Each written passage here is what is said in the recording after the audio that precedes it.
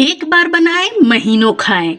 आटे के super tasty नमक पारे। छोटी मोटी भूख हो या फिर इसे स्नैक्स के तौर पर या फिर चाय के साथ या फिर आप इसे नाश्ते के तौर पर मतलब बच्चों के लंच में भी दे सकते हो, क्योंकि ये आटे के बने हुए नमक पारे खाने में सुपर टेस्टी और हेल्थी भी है, क्योंकि ये आटे से बने हैं और बनाना बहुत ही आसान है। कुछ सीक्रेट मसाले के साथ हम इसे बनाएंगे जिससे कि इसका टेस्ट मार्केट से भी बढ़िया आएगा। तो चलिए बिना देर किए रेसिपी को स्टार्ट करते हैं, लेकिन उससे पहले आपसे रिक्वेस्ट है, आपने अभी तक मेरे चैनल को सब्सक्राइब नहीं किया तो प्लीज सब्सक्राइब कर लीजिएगा। तो यहाँ पर इसे बनाने के लिए मैंने ले लिया है 600 ग्राम गेहूं का आटा। इसे मैंने बारीक वाली छन्नी में छान कर लिया है। अगर आप कप से मेजरमेंट करो तो ये 4 कप गेहूं का आटा है। तो 4 कप गेहूं के आटे में हम 4 चुटकी ही ऐड करेंगे मीठा सोडा, यानी कि बेकिंग सोडा। तो आपने देखा यहाँ पर मैंने 4 चुटकी ऐड किया है। मतलब आप अगर 1 कप गेहूं का आटा ले रहे हैं तो 1 चुटकी आपको डालना है। इसी तरह से आपको मेजरमेंट ले लेना है।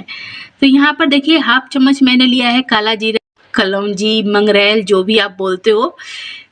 तो यहाँ पर मैंने हाफ चम्मच ही अजवाइन भी डाल दिया। सबको क्रश कर कर डालना है, जिससे कि जब हम इसे बनाएंगे ना इसमें बहुत अच्छी सी खुशबू आए। स्वाद अनुसार नमक ऐड किया, अच्छी तरह से मिक्स कर लेना है। तो यहाँ पर ये हो गया है मिक्स। तो इसमें अब हम ऐड करेंगे मेल्टेड घी। तो मैं यहाँ पर अभी 5 चम्मच घी ऐड कर रही हूँ। बाकी जितना लगेगा मैं बाद में ऐड करूँगी। एक बार में मत डालिएगा। आपको इसको डालकर मोइन लगाकर देख लेना है कि ये लड्डू की तरह आटा बन रहा है या नहीं। अगर बनने लगे तो ठीक है, अगर नहीं बन रहा है तो फिर से इसमें ऐड करना है। तो फिर से मैं इसमें और घी ऐड करूँगी। तो यहाँ पर आप देखिए 2 चम्मच, 3 चम्मच और ये 4 चम्मच। तो बस अब इतना ही घी मुझे ऐड करना था और ये मेरा परफेक्ट मोयन अब लग जाएगा। तो यहाँ पर आप देखिए ये बिल्कुल लड्डू की तरह बनने लगा है। तो चलिए ये हो चुका है रेडी। तो इसमें अब फटाफट से हम ऐड करेंगे पानी। तो यहाँ पर मैंने कप से 1 कप ही पानी लिया है। तो पानी को पूरा नहीं डालेंगे, अभी हाफ कप में पानी ऐड कर रही हूँ। उसके बाद हम थोड़ा थोड़ा कर पानी ऐड करेंगे और इसका हमें टाइट डो गूंथ कर रेडी करना है। सॉफ्ट डो नहीं रखना है, रोटी से इसे हल्का टाइट रखना है। तो देखिए इतना पानी मेरा बच गया है। मुझे पता है इतने में मेरा लगकर रेडी हो जाएगा। तो देखिए यहाँ पर मेरा डो लग चुका है। तो मैं इसे आपको नज़दीक से दिखा देती हूँ कि डो कैसा लगा है। तो आप देखो टाइट ही रखना है, सॉफ्ट डो नहीं बनाना। तो अभी इसमें से हम ले लेंगे लोई। जितना बड़ा छोटा आपको लेना है, कोई नहीं है कि आपको छोटा लो या बड़ा लो, जितना आप बेलकर कट कर सको उतना आप ले सकते हो। तो यहाँ पर मैंने एक थोड़ी बड़ी सी लोई ले ली है और इसे चलिए चकले पर हम बेल लेंगे। तो चकले पर मैं थोड़ा सा घी लगा ले रही हूँ। मैं घी लगाकर बेलूंगी, जिससे कि ना हमारा जो ऑयल है जिसमें हम तलेंगे तो हमारा ऑयल खराब नहीं होगा। आप चाहे तो आटे का परथन लगाकर भी बेल सकते हो। तो देखिए इसकी मोटाई हमें इसे थोड़ा मोटा ही रखना है। अब इसे हम कट करेंगे। और यहाँ पर मैंने मोइन के लिए घी यूज किया है। घी अगर आप डालोगे ना तो इसका टेस्ट बहुत अच्छा आता है। अगर आपके पास घी नहीं है तो आप जिस ऑयल से बनाने वाले हो, रिफाइंड से या मतलब रिफाइंड में ही बनाओ तो अच्छा लगेगा। मोइन दे रहे हो तो सरसों के तेल का अगर मोइन दोगे तो उतना अच्छा नहीं लगेगा। यहाँ पर मैंने घी का मोइन दिया है, लेकिन मैं इसे तलूंगी सरसों के तेल में। इस तरह से मोइन देने से क्या होता है, इसमें स्वाद घी का आता है। तलने से बस तलने के लिए जो तेल सरसों का लगेगा उसका टेस्ट अंदर नहीं जाता है, ऑयल को खींच नहीं पाता। तो यहाँ पर आप देख सकते हो मैंने ढक्कन ले लिया है और मैंने इसकी ना पतली पतली 1-1 इंच की पट्टियाँ काट कर निकाली हैं। और इस तरह से ढक्कन से हम इसे काट लेंगे। बिल्कुल इसका शेप काजू की तरह आता है। ये बिल्कुल काजू बिस्किट की तरह बनकर रेडी होता है। तो आप देख सकते हो कट करने में ज़्यादा समय नहीं लगता, बस इसे आपको हिसाब से कट कर लेना है। तो ऐसे ही हम इसको कट कर लेंगे। तो यहाँ पर मैंने जितना बेला था उतना कट कर लिया है। तो चलिए इसे फटाफट से तल लेते हैं।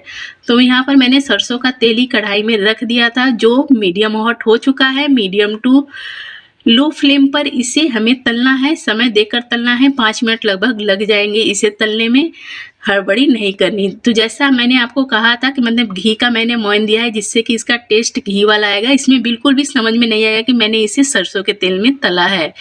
तो अगर आपके पास घी नहीं है तो आप रिफाइंड में बनाइएगा। सरसों के तेल में मोइन देकर मत बनाइएगा, उतना टेस्टी नहीं लगेगा। तो यहाँ पर जब तक मेरा तल रहा है तो आप देखिए मैंने दूसरा बैच भी लगभग रेडी कर लिया है। तो इसे कट करने में बहुत ज़्यादा समय नहीं लगता है, आप देख सकते हो। बस आपको ढक्कन को दबाकर खींचते जाना है और आपके ये स्नैक्स बनकर रेडी होते चले जाएंगे। तो यहाँ पर ये बिल्कुल अच्छी तरह से तल चुका है और आप देख सकते हो मेरा ऑयल आपको समझ में आ रहा होगा कि बहुत ज़्यादा गर्म नहीं है। मीडियम हॉट ऑयल में ही इसे अच्छी तरह से सेकना है कि अंदर से अच्छा एक करारा सीख जाए और इसे हम 1 से 1.5 महीने तक आराम से स्टोर कर कर रख सकते हैं, क्योंकि इसमें कोई मॉइस्चर नहीं होता और बहुत खाने में बहुत ज़्यादा खस्ता होता है। मोइन की वजह से बहुत अच्छा सॉफ्ट अंदर से और टेस्टी भी लगता है। तो देखिए यहाँ पर मैंने सारा तल लिया है, तो चलिए इसमें ऐड कर देते हैं थोड़ा सा। यहाँ पर मैंने मतलब 1/4 चम्मच लिया है काला नमक, साथ में हम इसमें ऐड करेंगे, अभी गर्म है, डब्बे में मैंने डाल दिया, डब्बा लग रहा है कि पिघल जाएगा, 1/2 चम्मच चाट मसाला, 1/4 चम्मच लाल मिर्च का पाउडर, तीखा वाला लेना है जो मतलब हम लोग मसाले के लिए यूज करते हैं। मतलब आपको जितना तीखा पसंद है उस अनुसार से आप डाल सकते हो, लेकिन इतना काफ़ी है। तो यहाँ पर मैंने इसे डालकर मिक्स कर दिया। तो ये मिक्स हो चुका है। तो चलिए इसे निकाल लेते हैं। पूरा मैंने नहीं डाला, अगर पूरा डालकर हिलाते तो मिक्स नहीं होता, डब्बा भर जा रहा था। तो इसमें डालकर इसको भी मैं थोड़ा सा चला दूंगी। थोड़ा गर्म में ही मसाले मिक्स करने हैं जिससे कि मसाले चिपक जाए।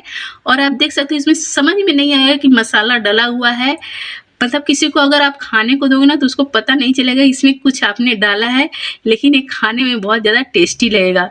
एक हिसाब के अनुसार आप मसाला कुछ भी डालो तो इसका स्वाद बहुत अच्छा आता है। आप देख सकते हो हमारा ये बनकर बहुत बढ़िया सा रेडी हो चुका है। अंदर से कितना ये खस्ता आपको समझ में आ रहा होगा। तो अगर आपको मेरी ये सिंपल सी रेसिपी पसंद आई हो तो प्लीज़ मेरे चैनल को सब्सक्राइब कीजिएगा, लाइक कमेंट शेयर करना मत भूलिएगा। मैं ऐसे ही प्यारे प्यारे रेसिपीज़ लेकर आती रहूँगी। और जब ये ठंडा हो जाएगा तो इसे एयर टाइट कंटेनर में स्टोर कर हम आराम से रख सकते हैं। Bye bye.